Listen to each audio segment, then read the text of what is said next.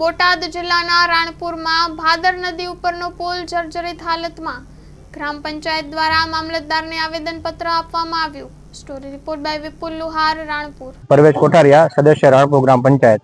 આજે ગ્રામ પંચાયત દ્વારા પુલના પ્રશ્નને લઈને મામલતદારને આવેદનપત્ર આપવામાં આવ્યું છે। જિલ્લા પ્રમુખની હાજરીમાં આવેદનપત્ર આપવામાં આવ્યું છે। શું વિગત છે, શા માટે આપવામાં? રાણપુરનો જે આ મુખ્ય પુલ છે એ આઝાદી વખતનો આ પુલ છે અને 2 મહિના અગાઉ ત્યાં સમારકામ ચાલુ હતું। રાણપુર ગ્રામ પંચાયત વતી અને યુથ કોંગ્રેસ વતી જે સમારકામ ચાલતું હતું ત્યારે પણ અમે ભાઈ મામલતદાર સાહેબને લેખિતમાં રજૂઆત કરી હતી કે આ જે સમારકામ થાય છે એ યોગ્ય નથી થતું, તેમાં ક્યાંક ને ક્યાંક ભ્રષ્ટાચાર બહુ મોટો થાય છે।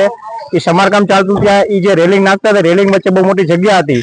અમારી માંગણી એવી હતી કે એની ફરતે જાળી લગાવવામાં આવે તો જે કોઈ બાઇક લઈને જાય છે એને પવનથી ફંગોળાય નહીં અને લોકોને શું કહેવાય સગવડતા રહે। એટલા માટે અમે બે મહિના પહેલા પણ રજૂઆત કરી, પણ ક્યાંક ને ક્યાંક અમારી રજૂઆત સાંભળવામાં ન આવી અને અત્યારે તમે જોવો છો થોડા દિવસ પહેલા ગંભીરા પુલની જે બનાવ બન્યો તો શું તંત્ર પણ રાહ જોવે છે રાણપુરમાં પુલ પડે પછી એ કામ ચાલુ કરશે। અમારી માંગણી એવી છે કે ભાઈ એનો સ્ટેબિલિટી રિપોર્ટ જાહેર કરો। સ્ટેબિલિટી રિપોર્ટ એટલે કે એ પુલ ખરેખર અત્યારે ચાલી શકાય છે કે નહીં એ રિપોર્ટ જાહેર કરો, એ અમે મામલતદારશ્રીને રજૂઆત કરેલી છે। મેરુભા બી પરમાર, સરપંચ કિનારા ગ્રામ પંચાયત। રાણપુરના ભાદર નદી ઉપરના પુલને લઈને આવેદનપત્ર મામલતદારને આપવાનું છે। શું પ્રશ્ન છે, શું વિગત છે? આ પુલની વિગત એવી છે કે જે જૂનું દેશ આઝાદ થયો પછી બનાવવામાં આવે છે તેની વારંવાર અમે રજૂઆતો કરેલી કે એનો રિપોર્ટ અમને મળી જાય તો લોકોને અમે જાગૃત કરી શકીએ। આ જે પુલ છે તે અહીંથી દરેક સૌરાષ્ટ્રને જોડતો, દરેક યાત્રાધામોને જોડતો આ પુલ છે। લીંબડી કોરથી આવે, જે ભગતના ગામથી આવે, જે સ્વામિનારાયણ મંદિરનું સાળંગપુર મોટું ગામ છે એ બધા અહીં થઈને ચાલતા હોય, જે સુરેન્દ્રનગરથી માંડીને અહીંથી બધા જતા હોય છે।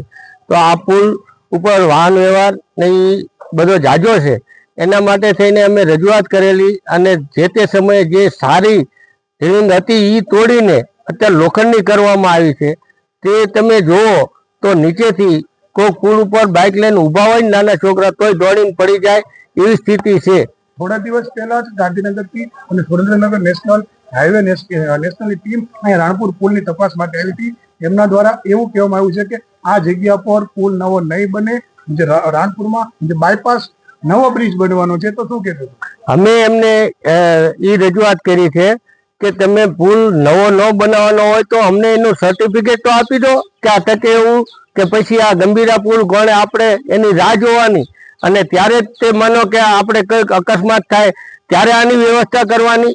તો જે તે જવાબદાર વ્યક્તિ તો હોવા જોઈએ ને, કે જવાબદાર જે તે કોઈ અધિકારી એને અમને જાણ કરવી જોઈએ કે આ ભાઈ આ એન્જિનિયર દ્વારા કે આ પુલને કશું થાય એવું નથી, એવી અમને જાણ કરવી જોઈએ। હાલમાં પુલની પરિસ્થિતિ કેવી છે? હાલમાં પરિસ્થિતિ પુલની ખરાબ છે। નીચે તમે જે નવું કામ કરવામાં આવ્યું છે તેને આપણે સહેજ પગ મારીને તમે જુઓ તો એ જે સિમેન્ટનું કામ છે એ તરત ખરી જાય છે અને જે લોખંડની જે પાઇપનું કામ કર્યું છે ત્યાંથી નીચેથી છોકરા પડી જાય કે બાઇક જો અકસ્માત થયો તો બાઇક હેઠે વયું જાય એવી સ્થિતિ છે અને એને કલર કામ કેવું કર્યું છે એ પણ આપ નિહાળી શકો છો। હેલો ભુજ, તો કેમ છો તમે?